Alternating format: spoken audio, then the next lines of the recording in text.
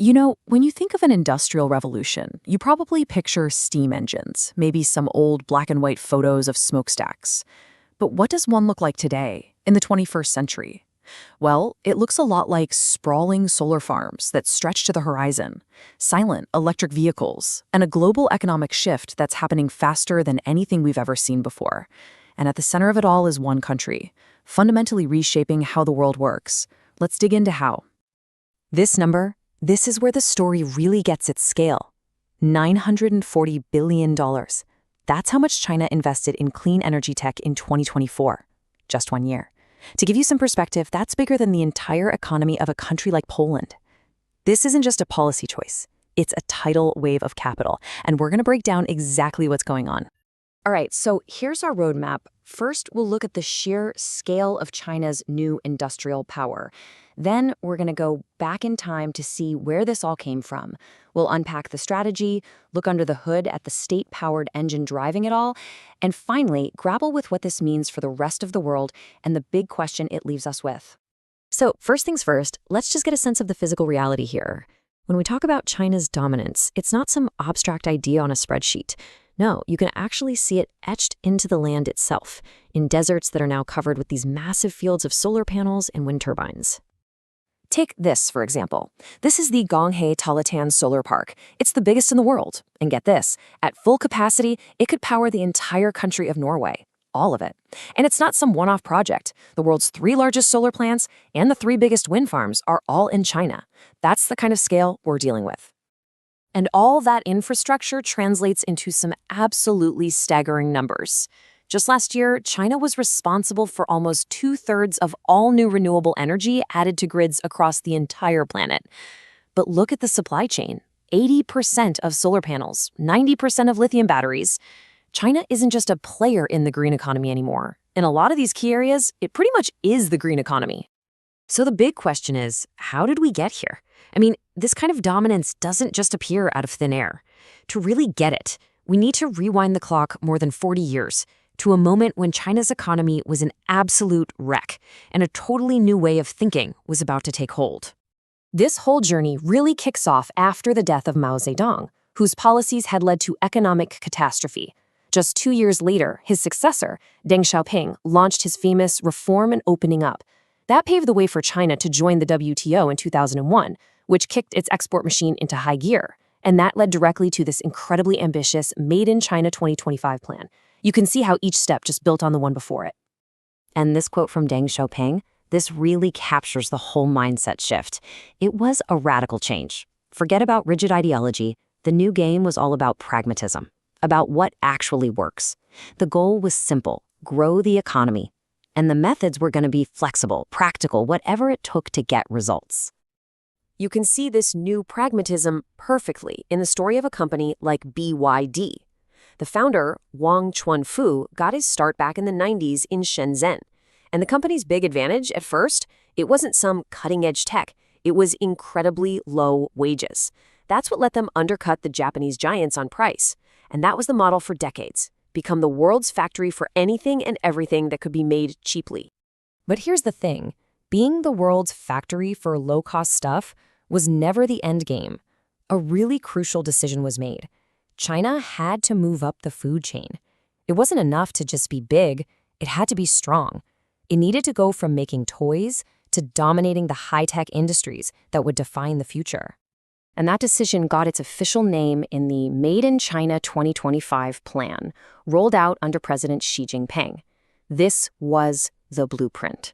The goal was crystal clear. Pick the key industries of the future, things like EVs and renewables, and then systematically build up your own domestic champions so you never have to rely on foreign tech again. Okay, so having a plan is one thing, but actually making it happen, and so fast, that's another story entirely. So how did China turn this blueprint into a reality? Well, the answer is a massive all-in system of state support that just doesn't exist anywhere else on this scale. And that execution is fueled by an unbelievable amount of money. Back in 2019, which is the last year we have solid data for, China's spending on industrial support hit 1.7% of its entire GDP. Now, that's already a huge number, but it becomes way more powerful when you see how it stacks up against everyone else. Just look at this. China's support is more than double what South Korea spends, and it's 4 times the relative amount spent by the US and Germany. It's not just a matter of China's subsidizing its companies, it's the sheer scale of the spending that creates a completely different reality for businesses to operate in. So what does 1.7% of GDP actually get you? Well, it's a whole toolbox. You've got direct cash subsidies to companies. You've got tax breaks and cheap land. But the real heavyweight is cheap loans from state-owned banks. Loans that are handed out based on government priorities, not just what makes the most financial sense. Throw in huge government contracts and even direct bailouts, and you have created an industrial growth machine that's really in a league of its own. And if you want a perfect case study, just look at the electric vehicle industry. Between 2009 and 2017, the industry got about $61 billion in support. A whopping 80% of that was just direct subsidies and tax breaks. By 2018, the government support was so high, it covered almost a quarter of the total cost of a new EV for the buyer. Now, this state-driven model has been wildly successful at building factories and production lines, no question about it. But it's also created this massive structural problem that's now having huge consequences for the rest of the world, and it's leading to some serious global tensions. And here's the result of that model. It's a situation called overcapacity. Let's look at solar panels in 2023. Chinese factories can make 861 gigawatts worth of them. But here's the crazy part. The entire world only wanted to buy less than half of that amount. When you have that much more supply than demand, prices just completely collapse. And this gets us right to the heart of the trade disputes we're seeing today. China's argument is basically, hey, our companies are just better and more efficient. And they'll point out, quite rightly, that Western governments use subsidies too. The West fires back and says, yeah, but the scale isn't even in the same universe. And your whole economic model is uniquely designed to boost supply, not what your own people actually want to buy. This structural imbalance is really the whole story. For decades, China poured its money into building factories, not supporting its own households. The result? China now makes up nearly a third of all global manufacturing, but its people account for only 12% of global consumption. It makes way more than it uses, and all that extra stuff has to go somewhere. It floods the world market. So where does all this leave the rest of us? Well, we're basically staring at a huge paradox.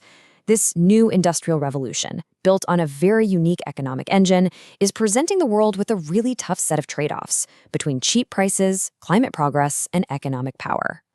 On one hand, China's insane production scale means cheaper green technology for everybody, and that is, without a doubt, a good thing for consumers and for the planet. It's speeding up the move away from fossil fuels. But on the other hand, this flood of super cheap goods threatens to wipe out entire industries in other countries and creates these massive distortions in the global market. And that takes us right back to the beginning. Deng Xiaoping famously said, "It doesn't matter if a cat is black or white, as long as it catches mice." Well, today, the world is wrestling with a new version of that exact same question. If the goal, the mouse, is a fast transition to green energy, does it matter how we get there? Does it matter if the EV we drive and the solar panels on our roof all come from one place, built with one country's model? That's the final question we all have to answer.